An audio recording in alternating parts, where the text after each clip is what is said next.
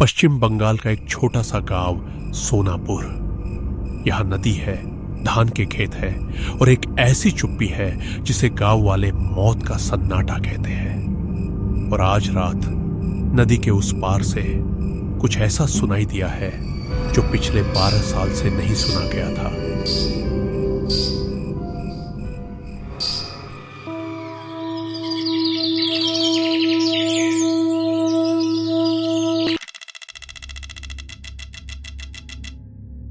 मेघना बिटिया, आप शहर से आई हो तो एक बात कान खोल कर सुन लो। जी दादी, बोलिए। नदी के उस पार बरगद के पास कभी मत जाना, खासकर अमावस की रात। क्यों दादी, वहाँ क्या है?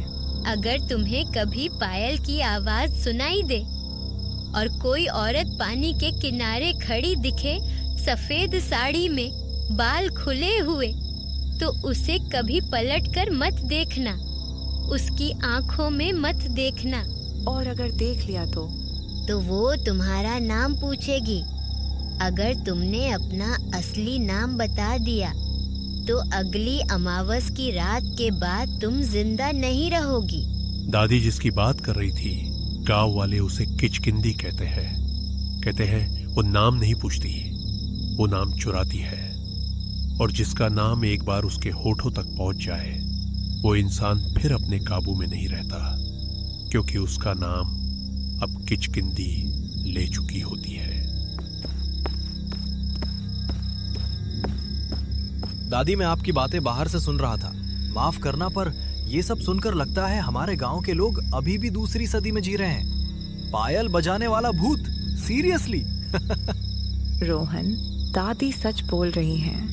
गांव में सबने क्या सुना है? किसी ने खुद देखा है क्या? दादी सुगना की आंखों में डर साफ दिख रहा था, पर दादी कुछ न बोल सकी।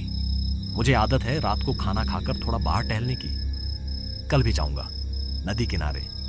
ये गांव वाली डरावनी कहानियां मेरे लिए नहीं है। रोहन प्लीज मत जाना उस तरफ। एक रात में कुछ नहीं होता बेबी, रिलैक्स, जस्ट चिल। कौन से जमाने में जी रही हो तुम?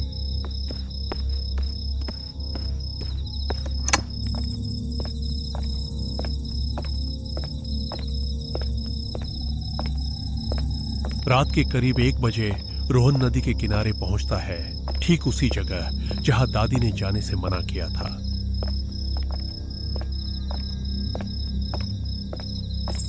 रोहन की नजर दूर बरगद के पास जाती है, जहां बादलों के बीच से झनकर आई चांदनी एक सफेद साए को आधा अधूरा रोशन करती है। पीठ के हुए बाल जमीन तक खुले, अगले ही पल बादल फिर ढक जाते हैं। अंधेरा। रोहन वहीं खड़ा रहता है, उसके हाथ कांपते हैं। हवा रुक जाती है, पत्तों की हरकत भी थम जाती है। कोई पक्षी नहीं बोलता। मैंने कुछ देखा वहां। नहीं, शायद आंखों का धोखा था। बस अंधेरा और थकान। क्या दादी सही थी? अगली सुबह रोहन नदी किनारे उसी जगह लौटता है, दिन की रोशनी में। जमीन पर गीली रेत में एक पैरों के निशान की लकीर है, पर सिर्फ एक पैर के निशान, कदम दर कदम, जैसे कोई एक पैर पर चलता हो। दिन की रोशनी में रात का डर हमेशा छोटा लगता है, मानो कुछ हुआ ही ना हो। रोहन भी यही सोचकर खुद को समझा रहा था। ये निशान देखकर लगता है शायद कोई मछली पकड़ने वाला आया होगा, पर सिर्फ एक पैर के निशान, ये कैसे हो सकता है? रोहन निशानों के साथ साथ चलता है बरगद तक, जहां निशान अचानक खत्म हो जाते हैं, ठीक पेड़ के तने के सामने। रोहन गांव लौटता है, पर उसके मन में एक सवाल घूम रहा था, जो दादी ने बताया था और जो एक पैर वाला निशान उसने अभी देखा। कहीं ये दोनों एक दूसरे से जुड़े तो नहीं? काफी देर बाद रोहन घर पहुंचता है और माँ से पूछता है, तुम कहाँ गए थे इतनी सुबह? माँ, कल शाम मैं नदी किनारे गया था। कुछ गड़बड़ लगा, कुछ अजीब आवाज भी सुनाई दी थी, इसीलिए आज सुबह फिर वहां गया देखने। और जब मैं वहां पहुंचा, मुझे एक पैर वाला निशान दिखाई दिया। माँ, ये क्या था? रोहन, तुम वहाँ क्यों गए थे? तुम्हें पता है वो किसका निशान था? मैंने तुम्हें कहा था ना। कहा तो था वहां मत जाना, पर आपने नहीं, दादी ने बोला था। इसका मतलब वो पायल की आवाज जो रात को सुनी थी वो सच थी। हाँ बेटा, ये सब सच है। मैंने तुम्हें इसलिए नहीं बताया क्योंकि तुम अभी अभी शहर से आए हो। वो पैरों के निशान, वो पायल की आवाज, वो सब किचकंडी के हैं। वो गांव से चली गई थी, पर पता नहीं वो फिर कैसे आ गई। शाम होने वाली है रोहन, तुम जाओ, खाना खाओ और सो जाओ।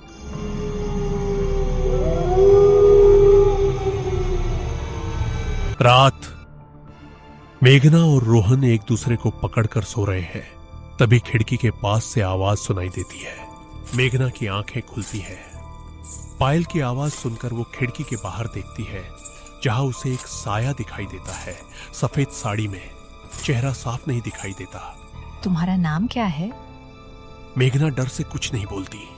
उसके हाथ पैर सब कांप रहे थे। तभी मेघना को दादी की बात याद आई। दादी सही बोल रही थी, हमने ही ज्यादा सीरियसली नहीं लिया। ये साया हमें ही क्यों दिख रहा है? क्या चाहती है ये हमसे? रोहन, रोहन उठो। क्या हुआ मेघना? कोई था खिड़की के पास। उसने मेरा नाम पूछा। मेघना, तुम ठीक तो हो ना? तुमने बताया तो नहीं? नहीं, मैं चुप रही। रोहन, मुझे लगता है हमें तांत्रिक बाबा के पास जाना होगा।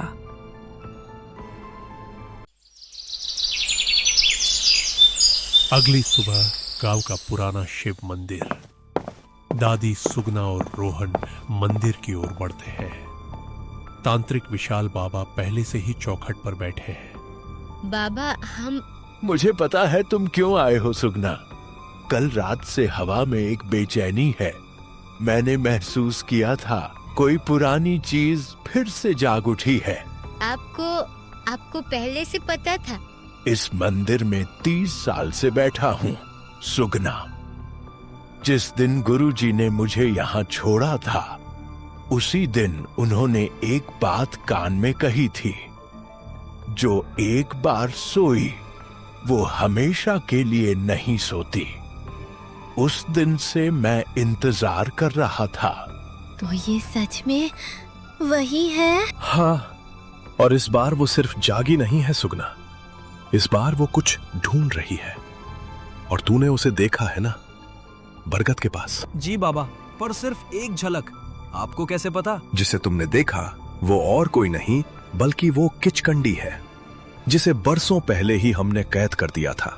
वो फिर से आ गई है। गांव में उसकी आवाज सुनना, पायल की आवाज, कोई मजाक नहीं है। वो किचकंदी है। हल्के में मत लेना उसे रोहन। पर बाबा, अगर उसे कैद कर दिया गया था तो वो फिर से कैसे आजाद हो गई? ये सवाल तुम्हारा नहीं, ये सवाल मेरा भी है रोहन।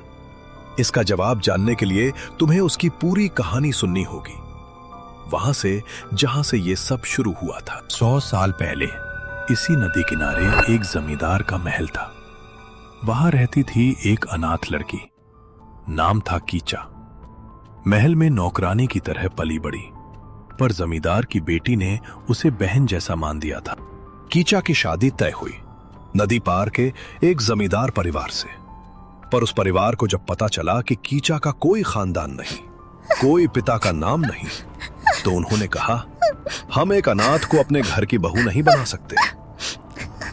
शादी की रात दूल्हे के परिवार वालों ने उसे नदी किनारे बुलाया, सिर्फ ये कहने के लिए कि रिश्ता टूट गया है। कीचा ने रोते हुए पूछा, मेरी गलती क्या है? और जवाब आया, तुम्हारा कोई नाम नहीं है, कोई पहचान नहीं, बिना नाम की लड़की से कोई शादी नहीं करता। कीचा पीछे हटती है, पैर फिसलता है, नदी में गिरती है। कोई बचाने नहीं आया। डूबते हुए उसने बस एक ही बात दोहराई, मेरा नाम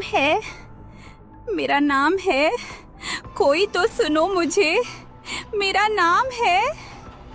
ये गांव श्रापित बन जाएगा, तुम सब बचोगे नहीं। उसकी आत्मा आज तक अपना नाम साबित करना चाहती है, इसलिए वो दूसरों का नाम चुराती है, ये सोचकर कि शायद कोई नाम उसे पहचान दे देगा।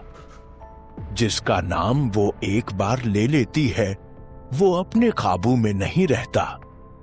उसका नाम अब किचकंडी ले चुकी होती है। तो इसे रोकने का कोई रास्ता नहीं है बाबा? एक रास्ता है। किचकंडी सिर्फ अमावस की रात असली रूप में आती है और वो एक चीज से डरती है, शादी की चूड़ी की कांच जो अनब्याही सुहागन ने पहनी हो, आग में पिघलाई गई हो, क्योंकि उसकी अपनी शादी कभी पूरी नहीं हुई।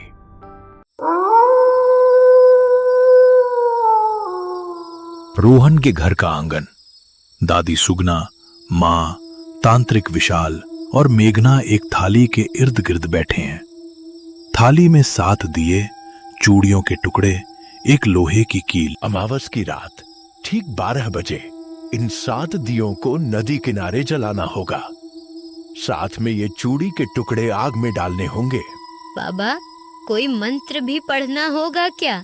मंत्र मैं बोलूंगा, पर एक शर्त है। जो व्यक्ति उसे पहली बार देख चुका है उसे वहां मौजूद रहना होगा। उसके बिना ये नहीं चलेगा।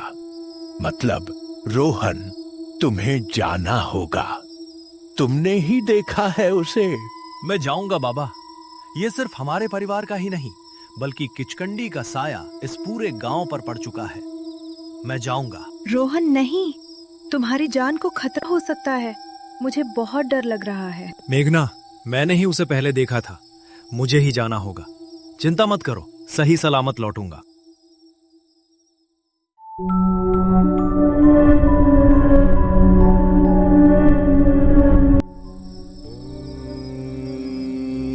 भूर्भुवस्वः तत्सवितुर्वरेण्यम् भर्गो देवस्य धीमहि धियो तुम यो सबको न मरना है क्या? जाओ यहाँ से। उस प्राण स्वरूप, दुखनाशक सुख स्वरूप श्रेष्ठ तेजस्वी, ये तांत्रिक मंत्र पापनाशक बंद देव कर, स्वरूप नहीं तो परमात्मा एक एक को को हम मार डालूंगा। अंतःकरण में बाबा, धारण ये किचकंडी की आवाज है ना? मुझे वह डर लग रहा है। परमात्मा हमारी बुद्धि को सन्मार्ग में प्रेरित करे। तुम मुझे रोकने आया है? तू रोक पाएगा मुझे? इतनी हिम्मत? तू तो चली गई थी ना, फिर क्यों आई है? तुझे दूसरों का नाम चुराने आई है ना? तुझे क्या लगता है तांत्रिक, मैं सिर्फ नाम के लिए आई हूँ? मुझे बदला चाहिए। रोहन, जल्दी से थाली आग में डाल दो। ठीक है बाबा। नहीं, मैं ऐसे नहीं कैद हो सकती इस पानी में। मैं आऊंगी तांत्रिक, याद रखना। बाल बाल पीछा छूटा हमारा इस किचकंडी से। रोहन, किचकंडी का साया गया नहीं है। ये सिर्फ रोकथाम है हमारी। रोहन का चेहरा राहत से डर की तरफ बदलता है।